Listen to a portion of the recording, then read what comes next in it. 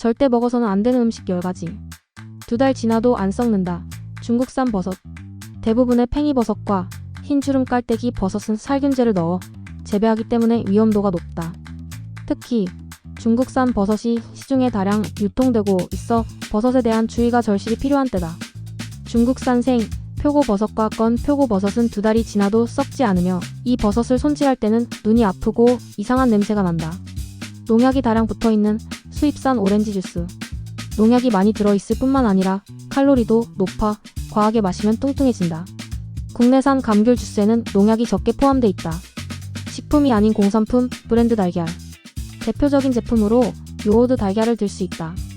요오드는 과잉 섭취하면 갑상선 장애가 생길 수 있는데 단지 부가가치를 높여 달걀을 비싸게 팔기 위해서 필요 없는 영양소를 첨가해 판매하는 것이다.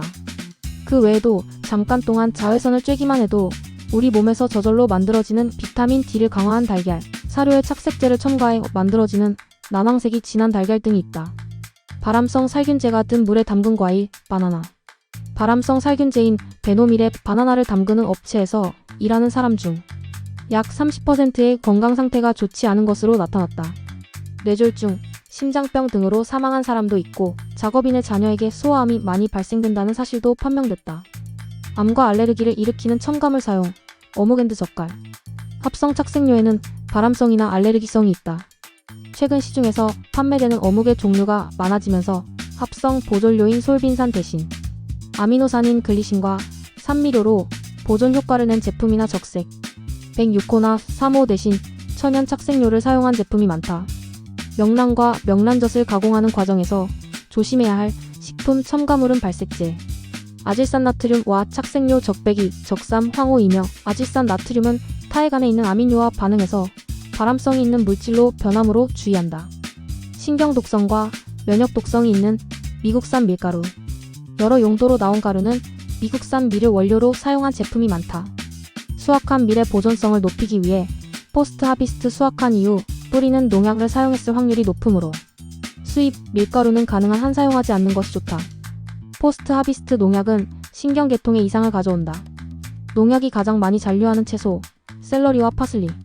샐러리와 파슬리는 원산지가 유럽이기 때문에 덥거나 비가 많이 내리면 병에 걸리기 쉽고 해충에도 약하다.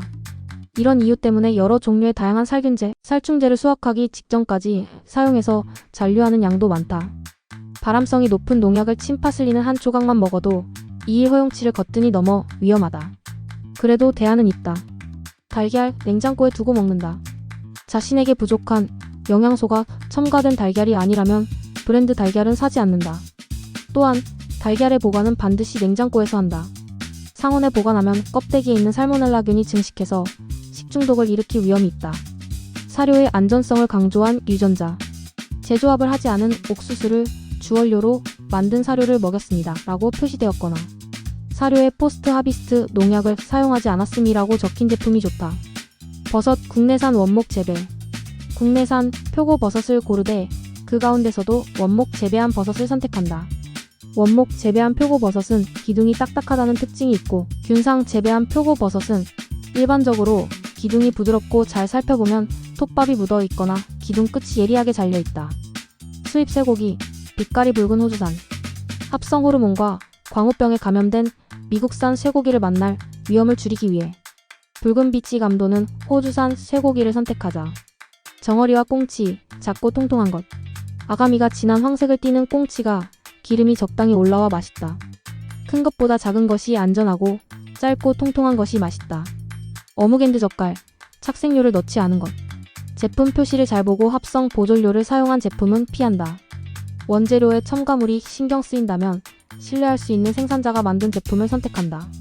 명란이나 명란젓을 구입할 때는 발색제와 착색료를 사용한 제품을 피한다.